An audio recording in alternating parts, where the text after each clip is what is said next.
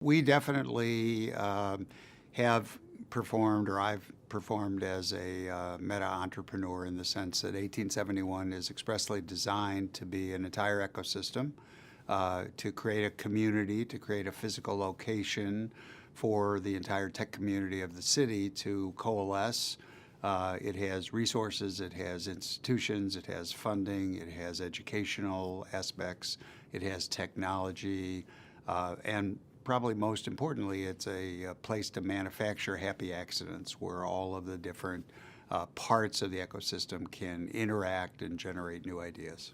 1871 started as an idea to bring together in a physical location the tech community. There was no single place where a group of entrepreneurs focused on those kinds of businesses could gather, could exchange resources and ideas, could share knowledge, and also that you could bring to that mix the universities, the funding sources, the education sources, as opposed to the universities, the city, the state, all of that together. Now, 1871, the name, comes from the year of the Chicago fire, and it has to do, it probably should have been 1872, because it really has to do with the Renaissance following the fire, where half the city was rebuilt. And so this idea that technology presents an opportunity for the city of Chicago and the state of Illinois to grow in a new fashion and to create basically a third coast, a central part of the country with tech leadership is really what 1871 is all about.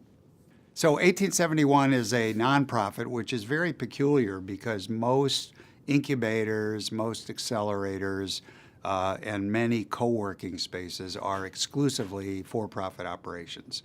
1871 was designed to be a nonprofit. We work with corporations, we work with sponsors, we work with the city and state. 100% of the funding to build 1871 from a construction standpoint came from the state. But the way the organization is constructed, a great deal of our support each year comes from our members and rents from the members, but also comes from an annual dinner where we have very generous sponsors that contribute and buy tables. And then what we really changed in terms of the model is the development of business relationships that are not community-driven, they're not charitably oriented, they're really what we call enlightened self-interest. They're really focused on the business reasons why you should engage with entrepreneurs, with innovation, with new ideas as a corporation. And so that's moved us from a single ask, like would you buy a table and have some chicken at our dinner, to, or even, could we talk to the person in charge of supporting community initiatives or diversity or whatever, to working with the business units within these organizations, and that has been a real quantum shift in what 1871 brings to the table and also the extent to which we engage with sponsors and corporate partners. So with respect to the corporations, the other thing that's very interesting is when 1871 started, the first group of sponsors who took the step beyond pure charitable support, pure dinner attendance, engaged in an activity which we like to call the entrepreneurial petting zoo. And that meant that if you brought a bunch of your executives down and they walked around by some process of osmosis, I really don't understand what that might be, they would, the innovation gene would settle upon them and they would go back to the corporations and be wonderfully innovative and bring about huge and important change. That hasn't worked out that well. So we've instead looked at a curation process where we literally identify problem sets of these corporations. We then engage with them. We source companies for them. Those companies undertake to look at and create solutions for these problems. And then we bring the parties together. And the difference is the success rate, the hit rate, the likelihood that that will be valuable for both of the parties is in the 70, 80 percentile, as opposed to either just walking through the space or, frankly, even going to a random demo day of an incubator of a company that's going to take whatever 10 companies are there and present them to you. Most investors who come away from even the most successful of those would say, gee, 2 of them were cute stories, I'm not in that area, 3 of them I might actually be interested in following up in, and 5 or 50% of the time, it was probably not a good use of my time. So we're trying to improve the hit rate, improve the value, improve the nature of the interaction, and then manage the whole process for the sponsor, but also for the startups. So the startups, originally were pretty much a group that was evaluated by an internal organization, part of our group, and said, are they technology enabled? Are they really a tech business? Are they a digital business? And then do we think they have some prospect of success? And have they made some progress? In other words, somebody walking in and saying, I have an idea and I'd rather not live in my basement while I'm pursuing it, probably not enough. Someone walking in and saying, I have two people and I have the germ of an idea and I'm running a pilot and I've developed this amount of software, that's probably okay. Now, the more interesting person is the domain expert who comes in and says, I realize that I know a great deal about my industry and I have some new ideas that are very interesting and challenging. I haven't got a clue as to the underpinnings that the technology of today would require to bring those to market or to make those real. And those are marriages that we actively encourage. That's the whole reason for having this hub with our own recruiter, with hundreds of technologists, with people that have a lot of technology and no idea, and then people with great ideas and no technology. So our composition, the startups, if you will, is a very broad spectrum. The largest single cohort are people with more than 14 years of industry experience. So these aren't kids. In addition, they're across a variety of industries. In addition to that, they're younger people, but they're also career changers. They're also people who have finished a career and want to do something that's their passion or completely different. There's people who inadvertently or involuntarily are out in the workplace and want to figure out how to create new skills. One of the components of 1871 in the education portion of the value that we bring is that we have about 6 schools, apart from the universities, that train our entrepreneurs, that train the people, the member companies in design, UI, UX, coding, how to work in a startup. We even have a mini MBA, an XBA program. And all of these are designed to do something different from 99% of the rest of the places where you can go rent a desk and have a nice cup of coffee. And that is to provide the value that you only can afford to provide. And it's only part of your mission if you're a nonprofit that's designed, as we are, to build real businesses, to roll them out, to create real jobs for the city and the state. I'm a demonstrable entrepreneur, and I've been an entrepreneur for more than 50 years now. So I've done about a dozen businesses, and I think I'm finally figuring out some aspects of it.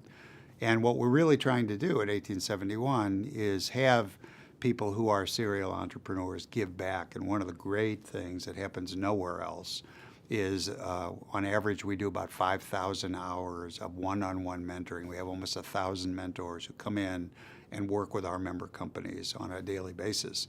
And so that value is just incomparable, and it's really a significant part of what goes on. But more to the point, a lot of what goes on is managing the process. We think there's actually some engineering, some thought that can go into increasing the likelihood that a startup that's being pursued at 1871 will be more successful than anywhere else in the country. I think 1871 addressed a market need in the country, which is, frankly, in the United States, last year was the first year when the number of startups was less than the number of companies closing. That's never happened before in the 14 years that Gallup has been tracking, and those two curves, met and passed, and that's not encouraging. I think as a country, we're number 12 or 13 now in volume of startups.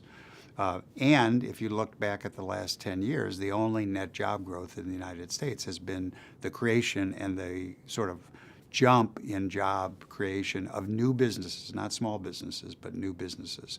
So we are addressing exactly those two sectors. One, encouraging the creation of startups, and two, encouraging their growth to create jobs.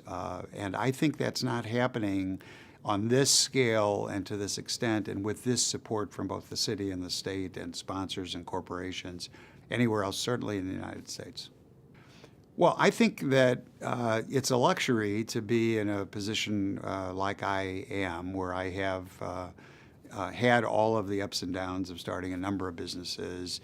But I feel like what I'm doing is more important than me. It's more important than just our organization. It's really important for the city and the state to be able to say that we want to encourage growth. I mean, if we don't grow, growth is really the only way out of a lot of these problems, and creating more opportunities, more resources, making Chicago a talent attractor, making Illinois a place capable of retaining this tremendous amount of talent that we train. The University of Illinois turns out more engineers and computer scientists than the next 4 or 5 programs combined in the United States.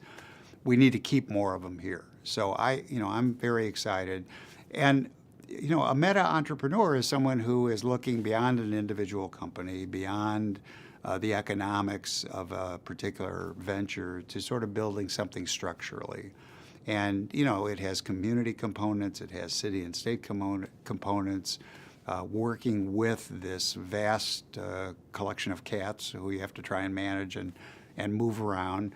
But I find it actually pretty easy because I have a single focus. My focus, rain or shine, is job creation for the city of Chicago, and that's what the mayor has said, and the governor has said technology is the centerpiece of the rebirth of the state. So I think my job's pretty easy in that sense, but it's definitely not single-threaded. It's not, gee, I'm building a company and I'm really focused on that. I'm trying to build literally hundreds of companies and increase the likelihood that they can be successful as well.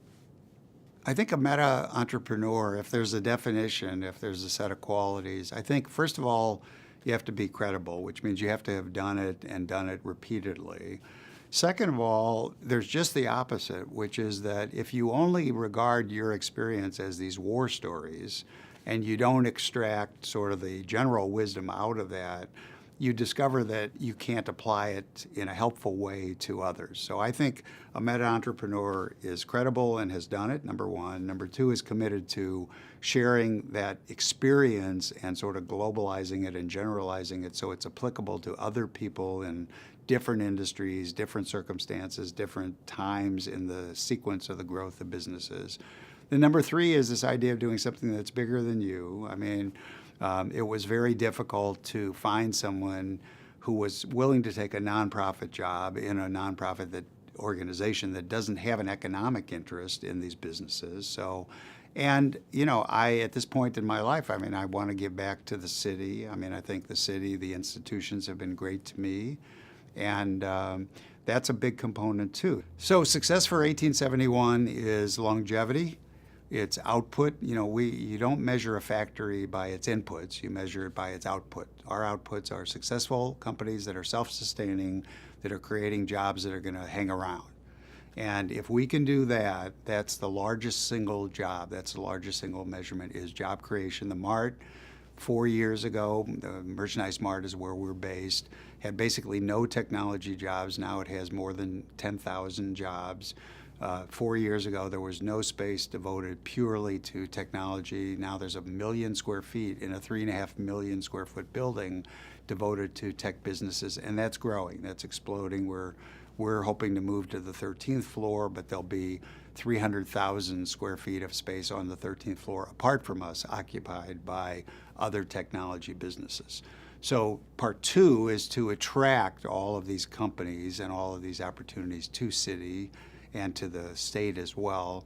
And then the last part is really to put us on the global map, to really make sure that people understand that if you're coming into the United States, the major market for virtually everything in the world, you need to start looking at Chicago a lot more closely.